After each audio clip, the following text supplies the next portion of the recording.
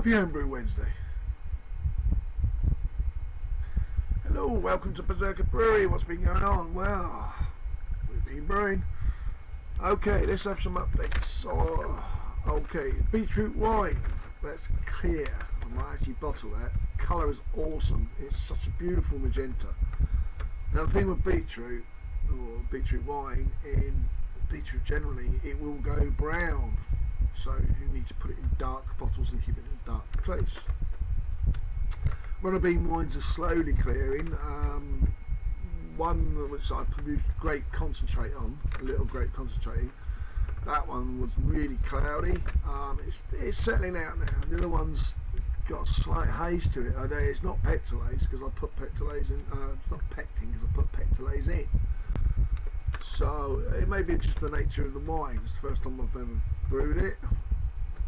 The recipe in the country wine book, so might give that a polish when I bottle it. Perry, right, the Perry is beautifully clear. We'll do 3 bottles of proper traditional Perry, which is like a champagne. In fact, it was the Perry makers from England that went over and taught the French how, especially Mr. Dom Perignon, how to turn around and make champagne. So really, it's not the method of champagne, it is the method of Perry cider. So that was that one, the Perry. We got the beer, the experimental beer with the Warminster floor thing. That's clearing. I should be bottling that up as well. I've got 19 litres of mead. It's ready now. One of the meads obviously has been aging. I keep them in a crate in the forge, where it's been in a crate in another place, but it's basically kept in a dark, cool place, aging. That's ready to bottle now. 19 litres. I've got the Wild Hop beer. That one shall be going into bottle as well. The Amber Ale has been racked off its fruit and is now in the old forge. Aging, clearing. It's in secondary. Racked it off the fruit. I added the spices. I did a spice mix solution, and I racked onto that, and yeah. So that's now out in the forge doing its secondary. And I'll leave it there for a good month. So that'll be bottled around about Halloween. I'm not really fussed about having it for Halloween. I'll just let it go. So I need a lot of bottles. So I did a big bottle wash. Now I've got quite a lot of bottles, and they're all fairly 90% of them were clean. All I did was take them out and refresh them. So they basically just got a good acid wash. If they were already capped, if they weren't capped, they were given a quick dip in PBW, rinsed off, and then given an acid wash again. And then the last thing, it was the bottles that I've had and I've used, been drinking from. And they were pink because I don't want the PBW dirty for clean bottles, do I? So they were given the PBW rinsed, acid washed, capped. So everything's done. It's like 200 bottles went out in a day, but a lot of them didn't need it. It's just I did it because I know I've got a lot of bottling to do, so it was just a good time to refresh the bottles. I like to keep my stuff fresh when I bottle that. I don't get infections, and I don't. It's just nice to do it once in a while. Okay, that was what's going on. Now, the Russian Imperial Stout. Well, I've got some footage, so let's watch that, shall we? Okay, brew day. You have to excuse the traffic outside. Right, I did look at Beersmith, and if I added the 2 kits, plus the amber malt extract, plus the sugars, plus the beer enhancer, plus the cherries, blackcurrants, my beer would have been about 14%. I don't mind that, but it's going to take a long time. And I want this for next year. So what I'm going to do is go down to 1 beer kit. I'm going to do the 1 beer kit and the malt extract, the sugar and the beer enhancer. Found one beer enhancer in the UK. It's basically half dry malt extract, half brewing sugar, dextrose. Now the reason I also are going down to 1 kit is because I think there might be too much roast, too much bitterness from the roast malts that's in the dark extract. But to counter the fact that I've diluted it with amber malt and to give it a little bit more licorice and dark fruits, slightly rummy type, a bit more rum base, bit of dark treacle, molasses, we call it black treacle in this country. Byproduct was golden syrup, and his workers should take it home. But black treacle and molasses, yeah. So that's going to be that. The other thing I've just changed is I was going to do it in this bucket because I've got a lot of headspace. But knowing that the fermentation of a Russian stout and the amount of sugars that's in there, the viscosity of the liquid is going to be very thick. So I'm going to the 60 litre food bucket. Now I haven't got, this has got sanitizer all in at the moment, but there you go, got some air into it now. What I'll do is I've got no airlock on this, so what I do is I push the sides down, leave the 2 fronts there, it keeps the nasties out, lets the gas out. Yeast wise, I used the Muntons, I had a Cooper's Stout kit, it was 6 years out of date, so I thought I'd use the extract because it's hot. But I use the extractor to grow my yeast. So I harvest my yeast from a previous beer. It's a London ale yeast, funny enough, which is an English ale yeast, Muntons English ale yeast, GB12.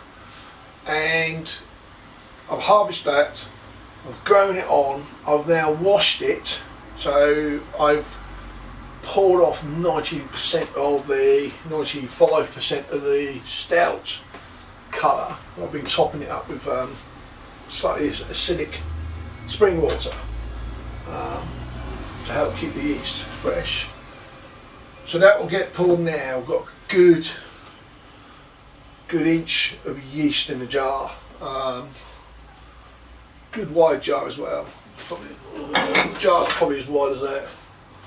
In fact, I think the jar, you would say, is the same diameter as that. It's a pickle looking jar. So that will go in there, and then once the fermentation's dropped, I can then put my fruit, when the fermentation eases up. Now, 11% beer, you're looking at 7 to 10 days.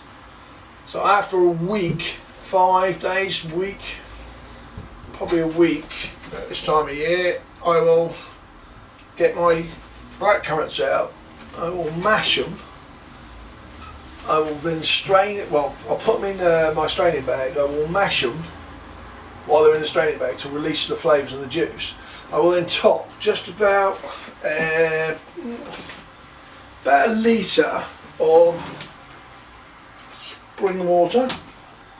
That one's at 6.5%.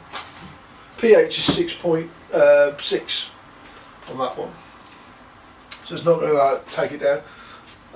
Put the fruit in and then rack the beer onto the fruit and then harvest the yeast again. I use that bucket to finish off. I'll leave it on the fruit for 10 days, possibly 14, it depends. Usually I leave the fruit for 10 days. I'll rack that off, the fruit, into its aging bucket and let it clear. And then a month later I'll probably rack it a final time into a carboid and then it'll go out to the old forge and that's where it'll stay. Bulk age, you double it. So if you bulk age 6 months, that's equivalent to doing a year in a bottle. So, but yeah, I think you're looking at 18 months, 2 years peak. What they call peak. Well, it came out at a figure of 1096, and by the time I had the fruit I should end up with about 1106. Hopefully The yeast will go down to about 10-16, I reckon. That will give me around about 12% beer.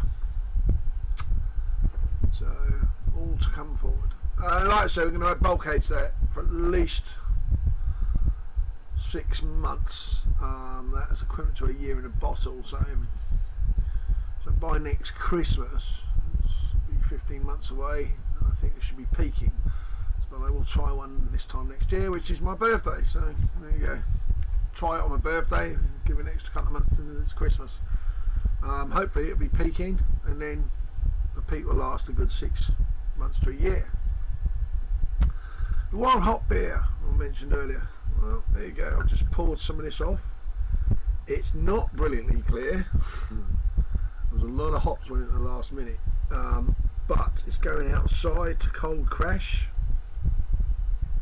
It's going to be cold tonight. If it doesn't clear after a couple of nights there, if that hasn't dropped its final bit, then I will resort to using some finings. But I'm not particularly fast. I think by the time you bottle and carb that up and condition it, it'll drop most of that in here. But I will try and clear that before I bottle, obviously. But so let's go in.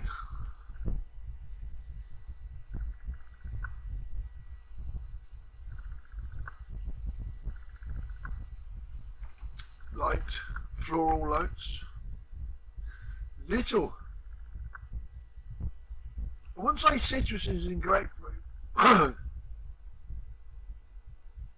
there's a little bit of zestiness.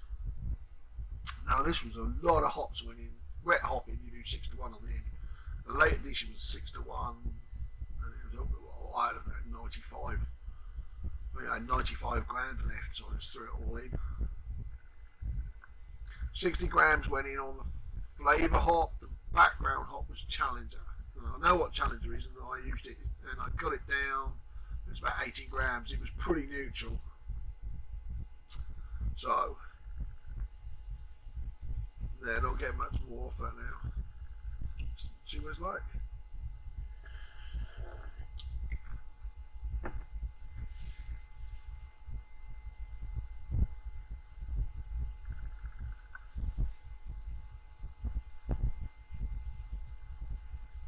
Okay, there's a nice zinginess on your tongue, that fresh zinginess of lemonade, and you do get some lemon with it. It's not grapefruit, it's not sour, it's quite zingy. There is like a little lemon. Then you go to floral, and then there's some grass coming through. And then I'm getting the bittering, I think, from the flavour hop more than the Challenger background, because I said I neutral balanced it, so it was neutral with the build.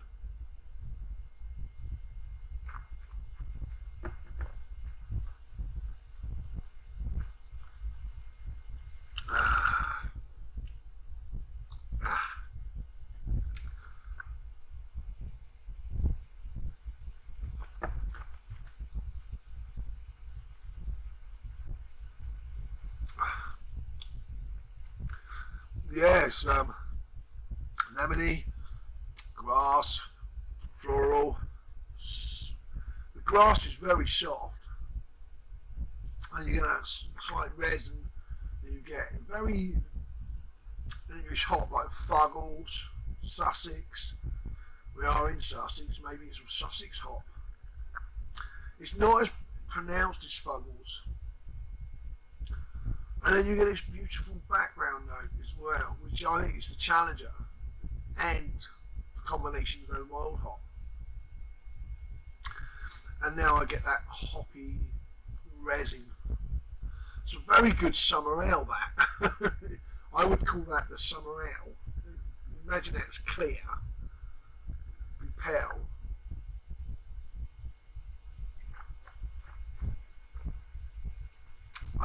It's got a nice flavour. That is really good. I shall be going and digging something up soon. It's like a treasure hunt, isn't it? Mark the spot. I will have that rhizome.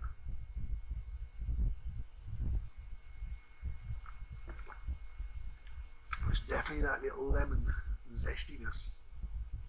That's really nice. I'll give you a little thing. The build on that was 2¼ kilos of Marisotta, 1½ kilos of flagon. I think it was like 1/4 kilo, 250 grams of caramel. That was it. It was a very light base.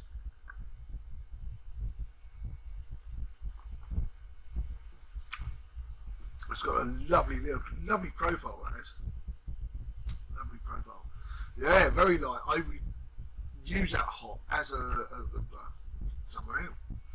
I will use that as this. It'd be interesting to see what it's like bittering. Didn't have enough to do the bitterings with it.